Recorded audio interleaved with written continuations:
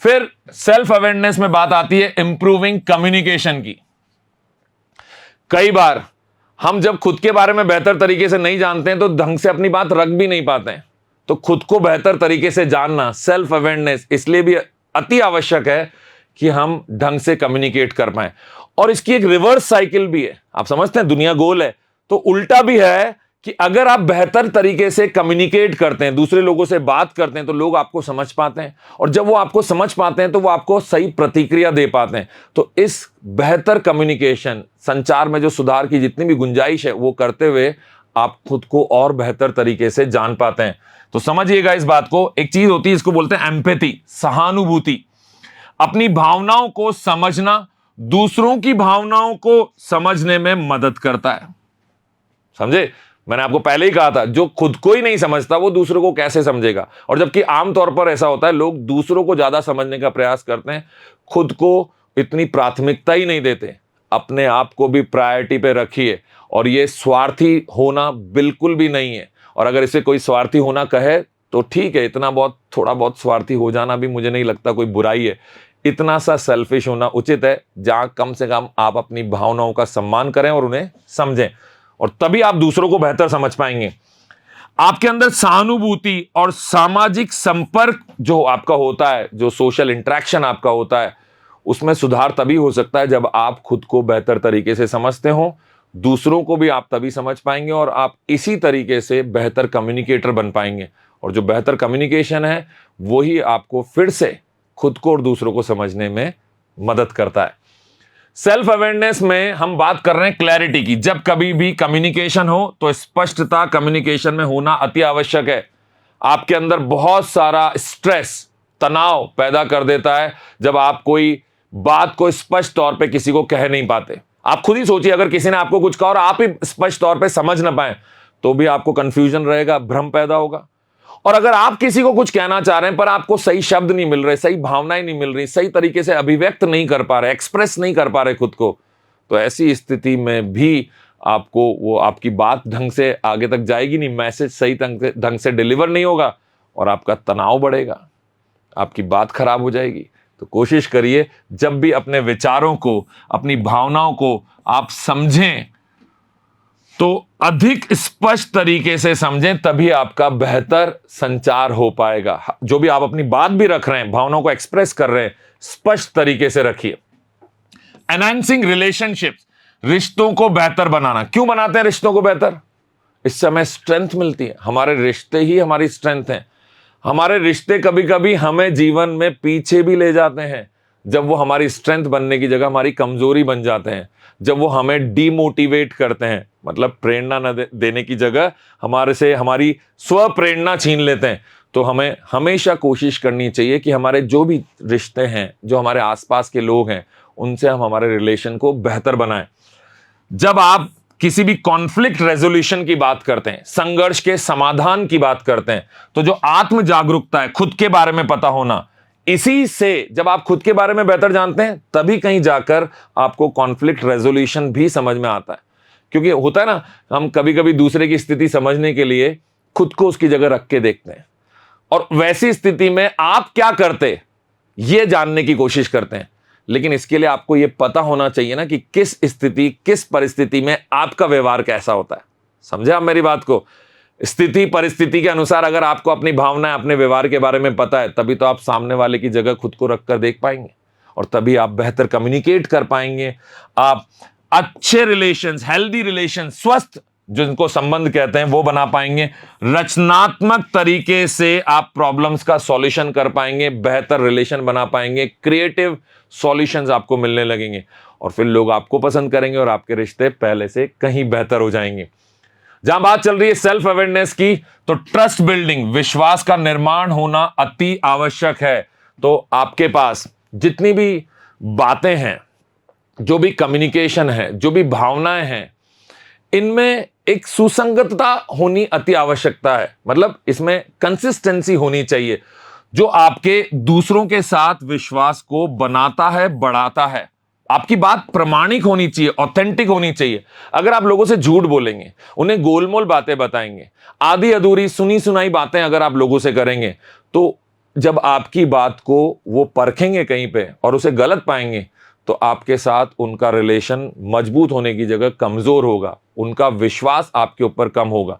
और बेहतर जीवन जीना चाहते हैं तो जिन भी 4 लोगों के साथ आप इंटरेक्ट कर रहे हैं, बातचीत करते हैं, मिलते हैं, समय बिताते हैं, उन 4 रिश्तों में 40 भी हो सकते हैं, लेकिन उनमें विश्वास का होना अति आवश्यक है। और ये सब तभी हो सकता है जब आप खुद को बेहतर तरीके से जानते हो, जब आपको ये पता हो कि आप झूठ नहीं बोलते हैं, या अगर आप कोई बात में कम जानकारी रखते हैं, ऐसी स्थिति आप जानते हो कि मुझे इस टॉपिक पे, इस सब्जेक्ट पे, इस विषय पे मुझे ज्यादा जानकारी नहीं है, ये खुद के बारे में सेल्फ अवेयरनेस आपको होनी चाहिए।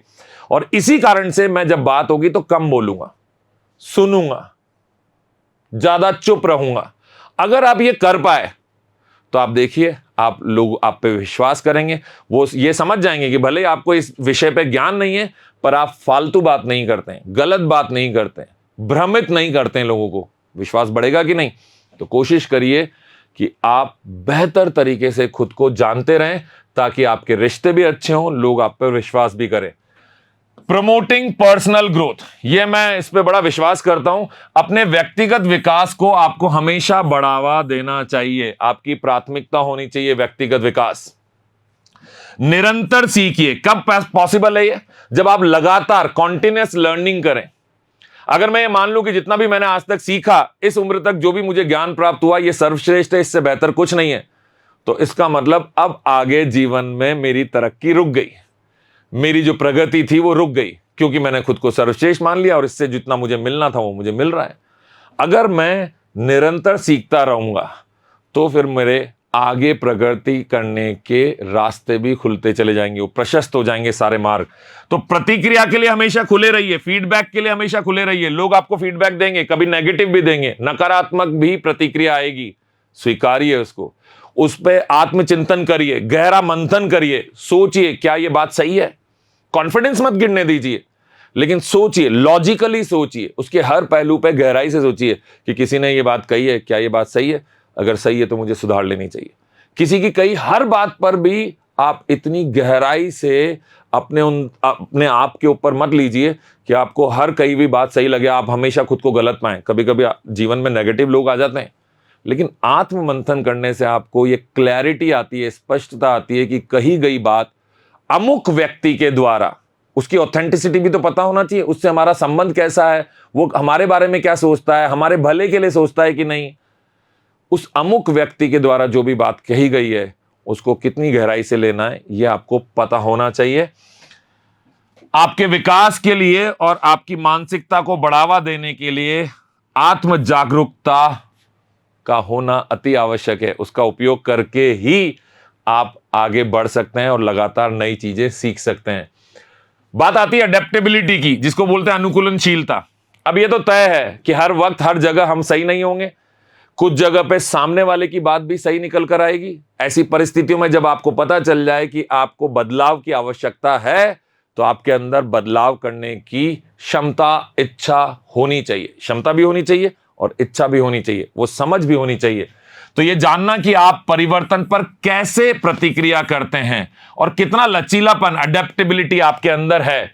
और लचीलापन मैंने पहले भी बताया था, हर जगह लचीले हो जाएं, हर बात के लिए हां कर दें, हर बात के लिए मान जाएं, कोई भी आपको गलत करे तो खुद को गलत मान लें, इतना लचीला होने की जरूरत नहीं है। कुछ जगह पे आपका दृढ़ता के साथ खुद के लिए खड़े रहना भी अति आवश्यक है। रेजिलिएंट भी होना चाहिए, फ्लेक्सिबल भी बनिए, रेजिलिएंट भी बनिए, लचीले भी बनिए, तो खुद के लिए स्टैंड लेना, खुद के लिए दृढ़ता से खड़े रहना भी सीखिए। और ये धीरे धीरे जब आप अपने बारे में जानकारी लेते हैं, खुद को समझते हैं, मी टाइम कहते हैं इसको, अपने लिए खुद के साथ समय बिताना, वो समय बिताना आपको आना चाहिए। उससे ही आप अपने आप को बेहतर जान पाएंगे। दूसरे लोगों से प्रतिक्रिया भी आपको समय समय पर खुले मन से स्वीकारनी चाहिए। अडेप्टेबिलिटी। आगे मैं आपसे बात करने वाला हूं कि आप अपने आत्म प्रबंधन को, जिसको सेल्फ मैनेजमेंट बोल रहे हैं, और आत्म जागरूकता जो कि सेल्फ अवेयरनेस है, तो आत्म प्रबंधन को बेहतर करने के लिए, आत्म जागरूकता को सुधारने के लिए आपको क्या कदम उठाने चाहिए। सबसे पहले अगर मैं बात करूं तो सेल्फ रिफ्लेक्शन पे नियमित तौर से ध्यान दीजिए। सेल्फ रिफ्लेक्शन का सीधा मतलब है आत्मचिंतन। कोई भी काम किया, हो गया, सही हो गया, गलत हो गया, उसके बाद अगर आप सोचते ही नहीं है, विचार नहीं करते हैं उस पर क्यों सही हुआ, इसको क्या और बेहतर बनाया जा सकता था, क्यों गलत हुआ, क्या ये गलत होने से बचाया जा सकता था। ये थोड़ा आत्मचिंतन आप जरूर करिए, क्योंकि इसी से आपको आत्म जागरूकता आएगी, और जब आत्म जागरूकता आएगी तो आप बेहतर तरीके से स्व प्रबंधन कर पाएंगे। Self awareness is the key to self management.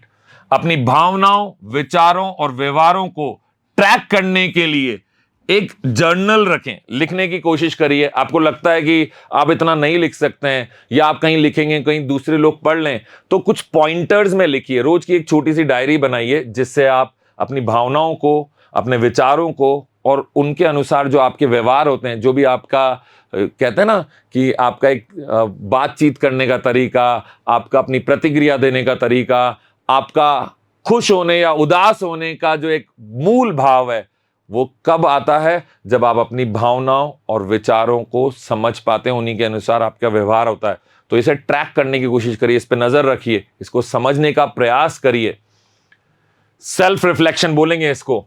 फिर महत्वपूर्ण घटनाओं पर विचार करिए और उनसे आपने क्या सीखा। देखिए, गलती करना कहीं गलत नहीं है, मैं दोहराता हूं, गलती करना कहीं भी गलत नहीं है। गलत है तो उस गलती को बार बार दोहराना। आप अगर सेम मिस्टेक रिपीट कर रहे हैं, उसी गलती को बार बार दोहरा रहे हैं, तो आप बहुत बड़ी गलती कर रहे हैं। आपसे कोई गलती हो गई, सबसे होती है, बड़ी बड़ी कंपनीज से होती है, बड़े बड़े लोगों से होती है, बड़े बड़े ऑफिसर्स से होती है, आपके टीचर्स से होती है, आपके माता पिता से होती है, आपके बच्चों से होती है। गलती किससे नहीं होती है? लेकिन वही गलती अगर कोई बार बार कर रहा है, इसका मतलब वो सुधार नहीं करना चाहता, इसका मतलब वो सुधार के लिए प्रयास नहीं कर रहा है, इसका मतलब वो खुद के बारे में शायद उतना जागरूक नहीं है, और इसी वजह से वो अपने अंदर कुछ बेहतर बनाने से चूक रहा है। समझ गया मेरी बात को? तो गलती होने दीजिए, लेकिन आपने उससे क्या सीखा। जो भी महत्वपूर्ण घटनाएं आपके जीवन में घटित हुई, इनसे आपने क्या लर्निंग्स ली, क्या सीखा, ये बड़ा जरूरी है जानना। तो समय समय पे इस बारे में आत्मचिंतन करते रहिए। फिर बात आती है माइंडफुलनेस प्रैक्टिसेस, सचेतन अभ्यास। मतलब पूरी तरीके से जागृत अवस्था में, पूरे मन से, पूरे फोकस के साथ प्रैक्टिस करिए। किन चीजों की प्रैक्टिस करनी है? जो भी वर्तमान क्षण में अपने विचारों और भावनाओं के प्रति अधिक जागरूक होने के लिए सचेतन ध्यान का अभ्यास करें। जो भी आपका वर्तमान क्षण है, प्रेजेंट टाइम, इसमें आपके जो फीलिंग्स हैं, आपके जो थॉट्स हैं, आपके विचार और भावनाएं हैं, इनके प्रति आपको ज्यादा से ज्यादा जागरूक होना है। यह प्रैक्टिस करिए, इस बारे में सोचिए, मन को समझाइए कि मुझे करना है, मुझे खुद के बारे में बेहतर तरीके से जानना है, खुद को जानना है, खुद को सुधारना है, खुद को और बेहतर तरीके से समझना है। मेरी स्ट्रेंथ क्या है, मेरी वीकनेस क्या है, मैं कहां ट्रिगर हो जाता हूं, कहां मुझे गुस्सा आता है, कहां मैं मोटिवेटेड फील करता हूं, मैं किस तरीके से मोटिवेटेड होता हूं। प्रेजेंट टाइम में हर दिन, हर क्षण आपको जब भी मौका मिलता है, यह जानने का प्रयास करना है कि कैसी बातें हैं सचेतन तरीके से, और जो आपको बेहतर बनाने के लिए काम करती हैं, जो आपको परेशान करती हैं, और जो बेहतर बनाती हैं, उनके लिए अभ्यास करिए, उनको जानने के लिए अभ्यास करते चले जाइए। सेल्फ अवेयरनेस में आगे आता है फीडबैक। आप फीडबैक ले रहे हैं, प्रतिक्रिया प्राप्त कर रहे हैं, कोई नहीं दे रहा है तो अपने लोगों से जाके पूछिए, जिनसे भी पूछ सकते हैं उनसे विनम्र तरीके से पूछिए, क्या आप मुझे बता सकते हैं मैंने ये कार्य किया, कैसा किया, मैंने ये भाषण दिया, कैसा दिया, आपको कैसा लगा, इससे आपको कुछ सीखने को मिला, क्या इसने आपके जीवन में कुछ वैल्यू एडिशन किया, कुछ मूल्यों को जोड़ा। ये आप फीडबैक लेंगे, और ऐसे में आपको नेगेटिव फीडबैक मिले तो मैंने आपको बोला है, नकारात्मक प्रतिक्रिया को भी सकारात्मक तरीके से लेना है, क्योंकि वो आपको बेहतर बनाने का मौका देती हैं। अपने व्यवहार और कार्यों पर बाहरी दृष्टिकोण को प्राप्त करना, इसी को कहते हैं प्रतिक्रिया लेना। विश्वसनीय दोस्तों से लीजिए, परिवार के कुछ लोगों से लीजिए जिन पे आपको विश्वास है, अपने सहकर्मियों से, आपके जो भी साथी हैं उनसे भी प्रतिक्रिया आप मांग सकते हैं। घबराइए मत। फीडबैक लेने से जो लोग डरते हैं वो अपने जीवन में सुधार करने से बच जाते हैं, मतलब उनको सुधार करने का मौका नहीं मिलता। फिर आता है पर्सनालिटी असेसमेंट। आमतौर पर तो हमें धीरे धीरे पता चल ही जाता है कि आपका जो व्यक्तित्व है, आपकी जो शैली है जीवन जीने की, वो किस प्रकार की है। आप उग्र हैं, आप ऊर्जावान हैं, आप सौम्य हैं, शांत हैं, ज्यादा बात करना पसंद नहीं करते, अंतर्मुखी हैं, बहनमुखी हैं, मतलब इंट्रोवर्ट हैं या एक्सट्रोवर्ट हैं, ये सब चीजें जब आपको पता चल जाती हैं तो आपको अपना व्यक्तित्व समझ में आने लगता है। अन्यथा एक रूल है जिसको हम बोलते हैं मायर्स ब्रिग्स टाइप इंडिकेटर। ये तकरीबन 16 तरह के व्यक्तित्वों के बारे में बात करता है।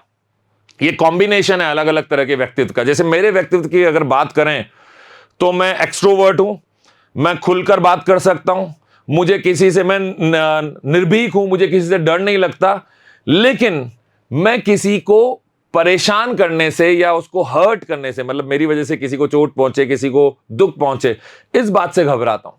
तो ये मेरी एक पर्सनालिटी टाइप होगी, मेरा व्यक्तित्व हो गया। तो आपको अपने व्यक्तित्व के बारे में पता होना चाहिए, और अगर नहीं पता है तो आप कुछ टेस्ट दे सकते हैं, ऑनलाइन टेस्ट भी आपको मिलेंगे। ये मायर्स ब्रिग्स टाइप इंडिकेटर का भी एक टेस्ट मिलता है, साथ ही साथ आपको बिग 5 पर्सनालिटी ट्रेट्स भी मिलते हैं। ये ऑनलाइन टूल्स हैं, आप इंटरनेट पे जाएंगे, सर्च करेंगे इस नाम से, और आपको ये टूल्स मिलेंगे जिनकी मदद से आप जान सकते हैं खुद के बारे में बेहतर कि आप किस तरह का व्यक्तित्व आपका है। और जब आप खुद को बेहतर जानेंगे तभी तो आप खुद का प्रबंधन सही तरीके से कर पाएंगे, सेल्फ मैनेजमेंट। तो जब बात चल रही है सेल्फ मैनेजमेंट की, तो मैंने आपको बोला अपने पर्सनल गोल्स, व्यक्तिगत लक्ष्य भी निर्धारित करिए। अपने मूल्यों के आधार पर, अपने मोटिवेशन, प्रेरणाओं के आधार पर अपना स्पष्ट व्यक्तिगत लक्ष्य निर्धारित करें। यह पैसे से संबंधित हो सकता है कि आप जीवन में कितना धन कमाना चाहते हैं, यह हेल्थ से संबंधित हो सकता है कि आप अपने जीवन में अपने आप को कितना स्वस्थ देखते हैं, यह अपने संबंधों से संबंधित हो सकता है कि आपके रिलेशंस जो हैं वो किस प्रकार के होंगे और किन लोगों के साथ होंगे। आपको अपना गोल, अपना लक्ष्य स्पष्ट तौर पर निर्धारित करना पड़ेगा, और तभी कहीं जाकर आप अपने आप के बारे में ज्यादा बेहतर जान पाएंगे, सेल्फ अवेयरनेस जिसको हम बोलते हैं। फिर बात आती है प्रोफेशनल डेवलपमेंट की, आपका पेशेवर विकास। आप जिस भी पेशे में हैं, जो भी कार्य आप करते हैं, मैं टीचर हूं, मैं कोच हूं, मैं मोटिवेशनल स्पीकर हूं, आप हो सकता है इंजीनियर हो, डॉक्टर हो, सीए हो, तो जिस भी पेशे में आप हैं उस पेशे में भी आपको डेवलप होते रहना चाहिए। एक पढ़ाई कर ली, उसके बाद एक पेशे में आ गए, एक नौकरी करने लगे, एक पद पे पहुंच गए, ये सफिशिएंट नहीं है, इतना बहुत नहीं है। ये तो एक अभी तक का आपका सफर था जो आपने तय किया। अब और बेहतर कैसे बनना है, और ज्ञान कैसे मिलेगा, और प्रैक्टिसेस, नए मूल्य कैसे आएंगे, तो अपनी कौशल और ज्ञान को बढ़ाने वाली गतिविधियों में संलग्न हो जाइए। ऐसी वर्कशॉप्स में, कार्यशालाओं में, ऐसे कोर्सेज में, पाठ्यक्रम में, या ऐसी कोचिंग में एडमिशन लीजिए, उनका हिस्सा बनिए, ऐसे प्रोग्राम्स का पार्ट बनिए जो आपको और बेहतर प्रोफेशनल बनाते हो, आपकी नॉलेज को बढ़ाते हो, आपके प्रोफेशनलिज्म को, जो जिसको कहते हैं कि पेशेवरता जो है वो आपकी बढ़नी चाहिए, और ज्यादा बेहतर पेशेवर प्रोफेशनल आप बने जीवन में। दोस्तों, जब बात चल रही है सेल्फ अवेयरनेस की, तो हमने पर्सनल गोल की बात की, प्रोफेशनल डेवलपमेंट की बात की, हमने खुद की भावनाओं को समझने की बात की, उन्हें समय समय पर चेक करने के लिए हमने कुछ टूल्स के बारे में डिस्कशन किया। लेकिन ये सब डिस्कशन, ये सारी जो बातें हम एक दूसरे से कर रहे हैं, इन बातों का कोई भी फायदा नहीं मिलने वाला है अगर आप इन्हें अपने जीवन में समाहित नहीं करेंगे, प्रैक्टिस नहीं करेंगे। मैं उम्मीद करता हूं कि जो भी मैं आपको स्व प्रबंधन, सेल्फ मैनेजमेंट के बारे में सिखा रहा हूं, इसे प्रैक्टिस करेंगे, क्योंकि ये आपका मैनेजमेंट है, आप ही प्रैक्टिस करेंगे। मैं मेरा मैनेजमेंट देखूंगा, आप अपना मैनेजमेंट देखें, लेकिन मैं अपने अनुभवों के आधार पर आपसे वो सब कुछ साझा करता रहूंगा। जल्दी मुलाकात होगी अगले पार्ट में, और तब तक के लिए धन्यवाद।